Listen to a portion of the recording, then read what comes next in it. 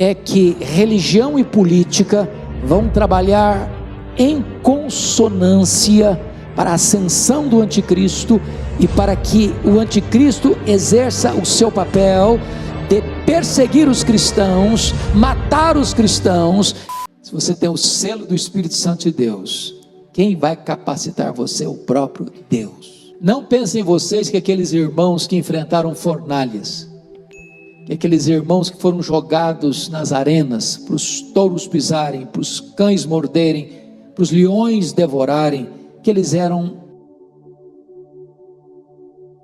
mais crentes ou mais fortes do que você e eu somos. Eles eram pessoas humanas, mas Deus não permite uma prova sem que Ele dê esta prova, dê força para você enfrentar essa prova. Não há buraco tão escuro e tão profundo em que a graça de Deus não seja mais profunda para assistir você. Se a hora chegar, todos os que nasceram de novo, todos os selados com o Espírito Santo, vão ter forças do próprio Deus para enfrentar vitoriosamente o diabo e vencê-lo. Louvado seja o Senhor. Mas vamos ver mais um pouco. O anticristo será apoiado pela segunda besta, o falso profeta. Olha aí comigo os versículos 11 a 18, que vai tratar disto. E é muito importante entender aqui, meus irmãos, que dissemos agora há pouco que se o anticristo é o braço de Satanás, o falso profeta é a mente de Satanás. O que está querendo dizer aqui é que o falso profeta vai ser esse elemento religioso para dar suporte, para dar apoio ao elemento político. O que o texto está querendo dizer é que religião e política vão trabalhar em consonância para a ascensão do anticristo e para que o anticristo exerça o seu papel de perseguir os cristãos, matar os cristãos que não aceitarem se curvar diante do seu governo. Ou seja, a segunda besta vai seduzir o mundo inteiro a adorar a primeira besta, e de certa forma ela vai usar uma espécie de controle para garantir a adoração da primeira besta. Conforme você pode ler nos versos 16 a 18, a todos os pequenos e aos grandes, os ricos, os pobres, os livres, os escravos, foi que lhes seja dada certa marca sobre a mão direita ou sobre a fronte, para que ninguém possa comprar ou vender, senão aqueles que têm a marca, o nome da besta e o número do seu nome. Ou seja, o sistema do poder do anticristo vai ser um sistema de controle econômico, político, social. Vocês acham que a tecnologia de hoje já dá suporte para isso?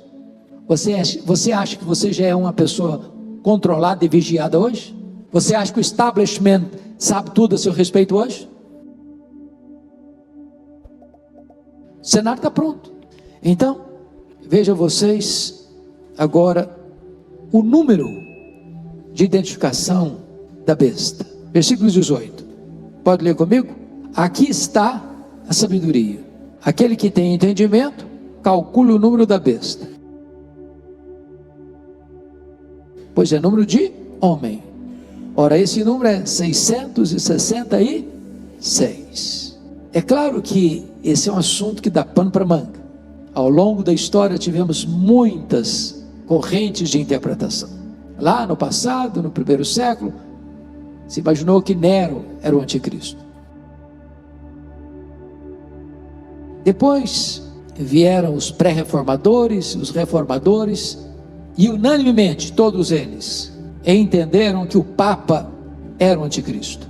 Depois vieram os puritanos, que no século 17 escreveram a Confissão de Fé de Westminster, os catecismos maior e breve, E todos eles foram unânimes em entender que o anticristo era o Papa. Até porque, no entendimento deles, o Papa é um personagem que usurpa o lugar do Deus Pai, o lugar do Deus Filho, o lugar do Deus Espírito Santo. Ele usurpa o lugar do Deus Pai, Mateus 23, 9. A ninguém na terra chameis vosso Pai. A palavra Papa é a palavra Pai, como se fosse o Pai da cristandade. Usurpa o lugar do Filho, quando o Papa se auto-intitula o fundamento da igreja, a pedra fundamental da igreja, o cabeça da igreja.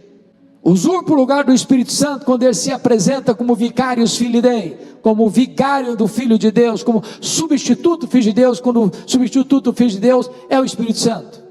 Então eles entenderam isso. Mas depois, muitas outras ideias foram surgindo e aplicaram a ideia dos 666, a Adolf Hitler, a Mussolini, aplicaram, por exemplo, a bandas de rock e a tanta coisa mais, sem desconsiderar as considerações dos pensadores que já se foram. Eu entendo que a melhor forma de olhar esse texto é a seguinte maneira: a numerologia bíblica, porque todo Apocalipse é um livro simbólico. 6 é o número do homem, é o número incompleto. 7 é o número perfeito. 3 é o número da Trindade. 666 é a Trindade imperfeita, é a Trindade do mal, é a Trindade da iniquidade. O diabo, o anticristo, falso profeta. 666 seria a maldade, a imperfeição, a iniquidade, no sentido máximo. Eu entendo que o número do anticristo significa fracasso sobre fracasso sobre fracasso. Ele incorporará a plenitude da imperfeição, a consumação da maldade. Por isso o número dele é 666. Mas me permita encerrar com duas coisas ainda. Primeiro, a limitação do anticristo. Ele tem um tempo limitado. Confirma comigo o versículo 5.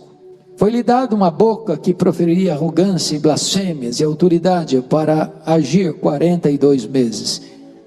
Dentro da nossa perspectiva, isso é um número simbólico também.